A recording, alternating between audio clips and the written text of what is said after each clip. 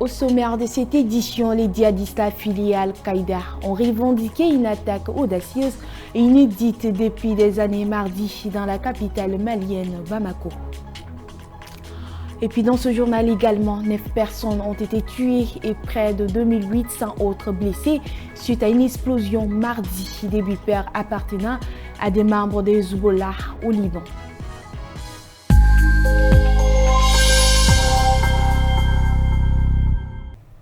Mesdames, Messieurs, bonsoir et bienvenue au journal international du Tchad Info.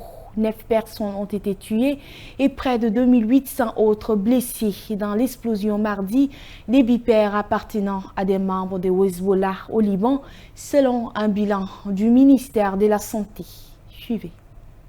Parmi les morts figurent les fils de 2 députés du Hezbollah, Ali Ammar et Hassan Fadala, a indiqué une source proche du Hezbollah à l'AFP.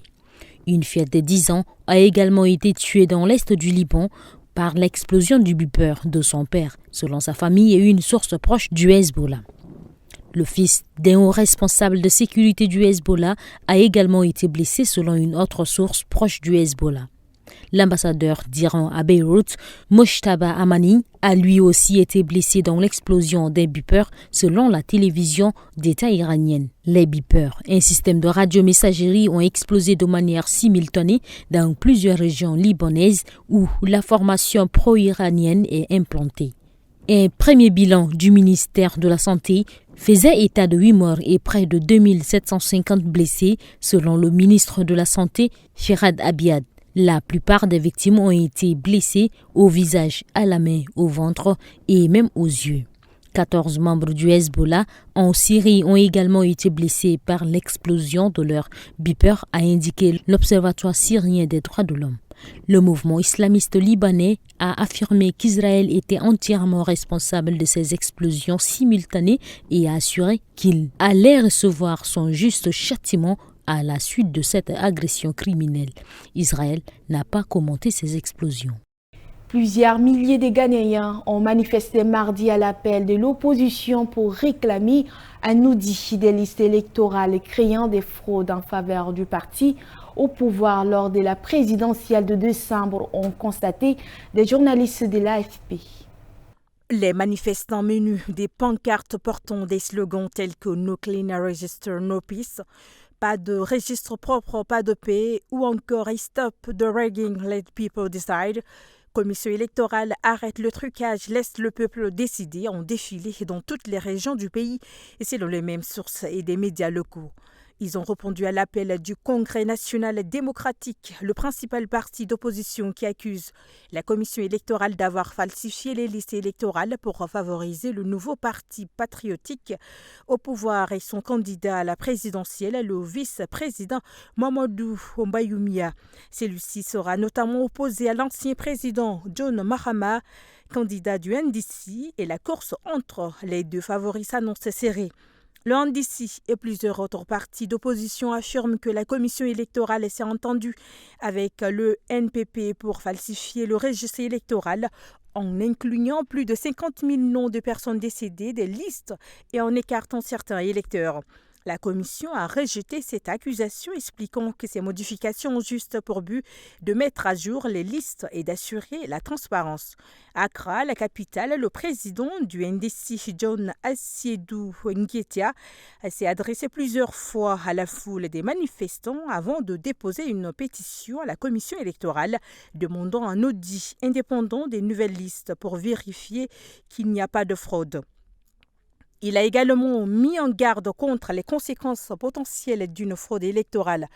Si vous restez sur la touche aujourd'hui et que vous laissez le conflit dégénérer en guerre, vous serez enrôlé dans l'armée pour combattre et mourir. Nous ne demandons pas une faveur à la commission électorale, nous revendiquons notre droit à des élections libres et équitables, a-t-il déclaré. Le NDC envisage de poursuivre les manifestations jusqu'à ce que la commission réalise l'audit demandé.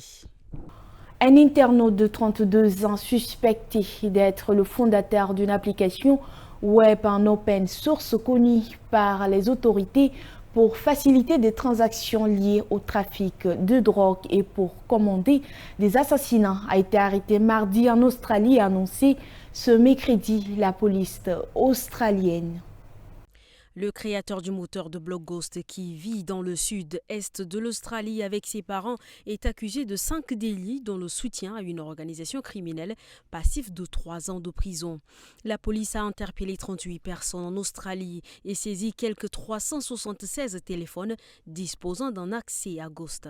Pendant 2 ans, les autorités ont pu suivre comment la plateforme devenait de plus en plus populaire chez les criminels, interceptant notamment une image d'une personne avec un pistolet sur la tempe qui a pu être sauvée dans l'heure, selon Christy Schofield, commissaire adjointe de la police fédérale australienne.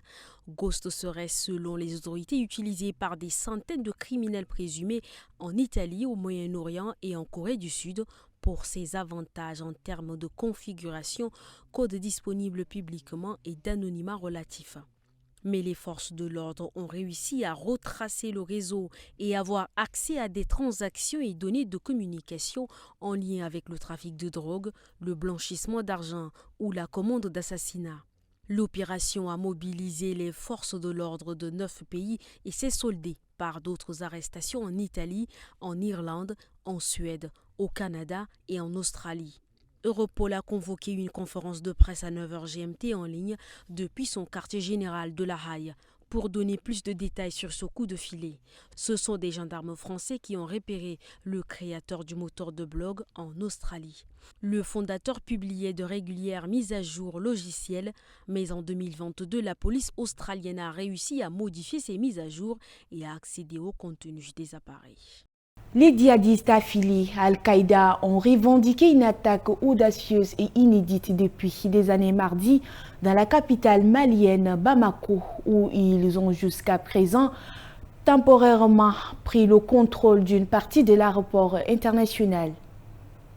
Des images diffusées par les canaux du groupe de soutien à l'islam et aux musulmans montrent des combattants déambulant tirant au hasard dans les vitres du pavillon présidentiel qui accueille habituellement les départs et arrivées du chef de l'État et de ses hôtes.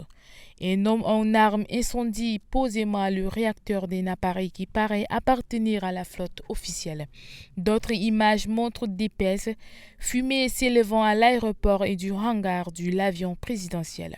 Une opération spéciale a ciblé l'aéroport militaire et le centre d'entraînement des gendarmes maliens au centre de la capitale malienne ce matin à l'aube, causant d'énormes pertes humaines et matérielles et la destruction de plusieurs avions militaires, a dit le GENIM via ses canaux de communication.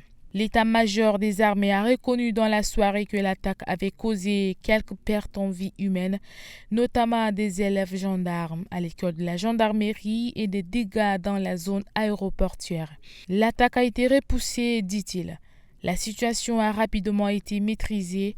Tous les sites sont sous contrôle, dit l'état-major dans un communiqué lu à la télévision nationale.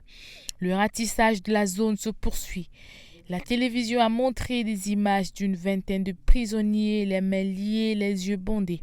Aucun bilan humain précis et fiable n'a été diffusé dans un contexte sécuritaire tendu et de fortes restrictions imposées à la circulation de l'information sous la junte au pouvoir depuis 2020.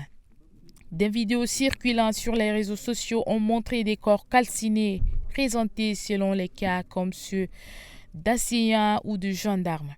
La situation a été confuse toute la journée dans la capitale de ce pays pauvre et enclavé, confronté depuis 2012 à la propagation djihadiste et une crise multidimensionnelle profonde après le déclenchement d'une attaque surprise avant l'aube.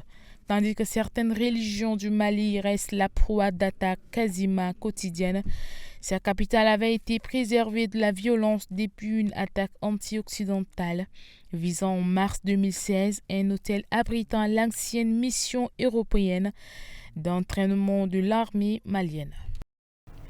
Le Burkinabé Iron Bibi sacré une nouvelle fois l'homme le plus fort du monde début septembre après avoir soulevé une charge record de 231 kg, a reçu un accueil triomphal à son retour à Ouagadougou mardi soir. Médaille d'or autour du cou et cheveux teints en orange, le colosse de 32 ans, 1,90 m pour 180 kg, a été accueilli par plusieurs ministres à l'aéroport de la capitale burkinabé, puis par ses supporters à l'extérieur, malgré la pluie. Le 7 septembre, à Birmingham, il avait battu son propre record du monde, du log lift, une compétition qui consiste à lever des troncs de bois en soulevant 231 kg. C'est le fait de se surpasser que j'adore. J'ai su utiliser cette pression, je l'ai transformée en une énergie positive, a-t-il déclaré en espérant inspirer les jeunes qui ont vu ça. Nous sommes mobilisés pour lui traduire dans un premier temps toute notre satisfaction, toute la fierté de la nation,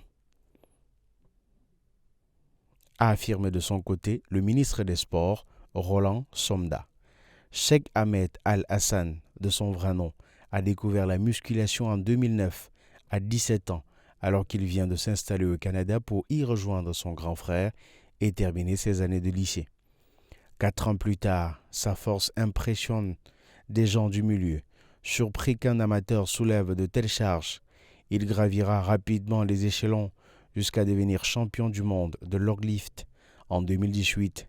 Le 7 septembre, il a remporté un 5e sacre mondial dans la discipline dont il détient le record du monde depuis 3 ans, ce qui lui vaut le titre officieux d'homme le plus fort du monde. Aujourd'hui, il représente tout le Burkinabé. Nous sommes fiers qu'il continue d'honorer notre pays, le Burkina Faso, que la paix revienne toujours, se réjouit un des supporters, Ahmed Nombré.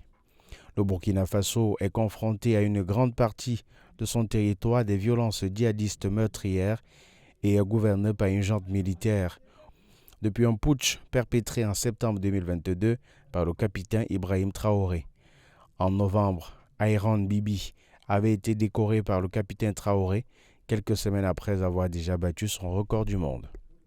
C'est ici que prend fin cette édition. Merci à vous de l'avoir suivi. Restez de nôtres pour vivre l'actualité en continu.